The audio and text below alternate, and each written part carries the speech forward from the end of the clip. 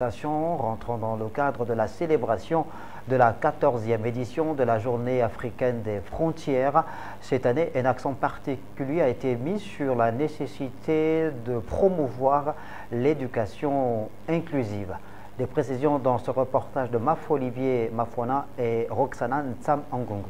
Colloque autour de 4 thématiques en rapport avec la situation frontalière du Gabon en 2024. L'éducation sur les marges frontalières, état des lieux des infrastructures scolaires. Revenir sur les objectifs de cette célébration était importante pour planter le décor. Le contexte général est spécifique. Pour rappel, la communauté économique des États d'Afrique centrale a été créée en octobre 1983, ici même à Libreville. Elle compte à ce jour 11 États membres.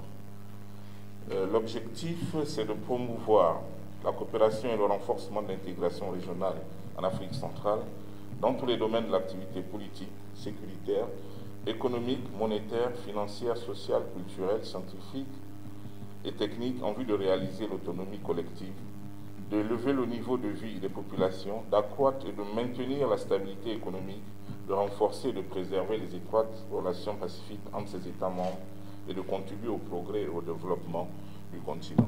La problématique sur le maniement des langues des pays frontaliers a été également abordée. Il s'agit de remettre en cause un certain nombre d'idées. Par exemple, l'idée selon laquelle une langue comme le français, c'est la norme au singulier. Donc ce que j'ai essayé de montrer, c'est que concernant le français et même d'autres langues, en fait, il existe plusieurs normes. Dans plusieurs pays d'Afrique centrale, les pratiques du français ne sont pas du tout les mêmes.